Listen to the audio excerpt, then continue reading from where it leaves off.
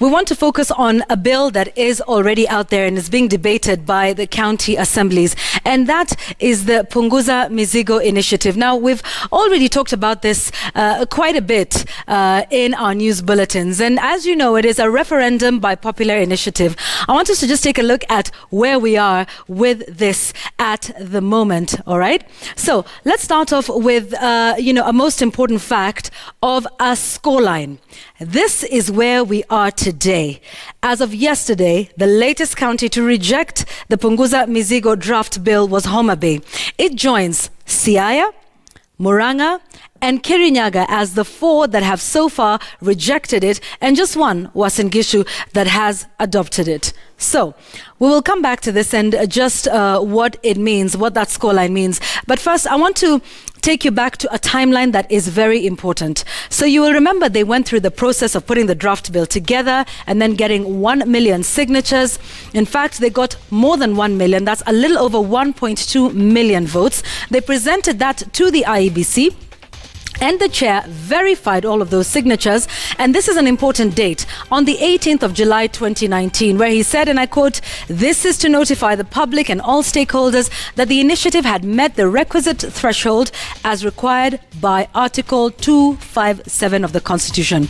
What happens from there? Well, the chair of the IBC Commission then presents this to the speakers of the County Assembly, who then have a very important timeline.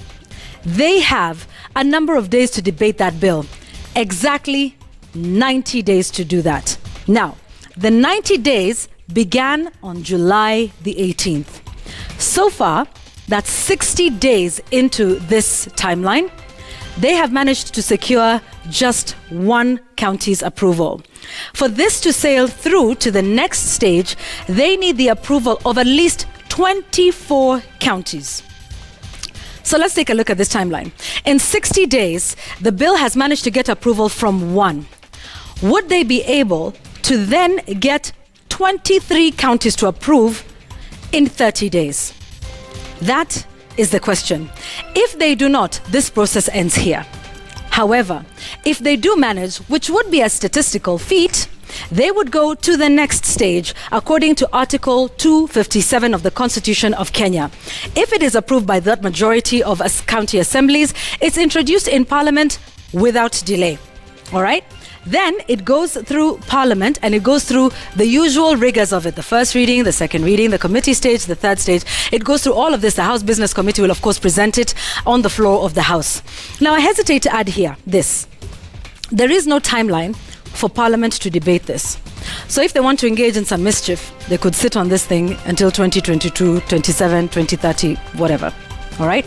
However, if it is passed by Parliament, and all it needs is a majority, by the way, yes, it goes to the President for assent, which is the next one. Doesn't even need to go to a referendum. However, it could go to a referendum if any of the proposals in the Ekuru Aukot bill touch on certain sections according to Article 255, which some say it does, some legal minds I spoke to, and so therefore this process of Parliament is really a formality. Now, why does it touch on some of those things? Some of the proposals in there, he's proposing to reduce the terms of Parliament to 1 and reduce the duration of that, that's to 7 years. Also, he's talking about significantly altering the structure of devolution in the country. So if he's able to get those 24 counties, and that is 23 in the next 1 month, then it goes to Parliament as a mere formality and then goes to a referendum. Are we there yet? Time will tell if he's able to convince another 23 counties. And considering what the County Assemblies Forum said, they're talking about halting debate around this issue. Whether they can or not, whether the speakers have enough clout to stop the members of County Assembly from debating that, is what we have to see. 23 counties approval in 30 days. Is it possible? We'll have to wait and see.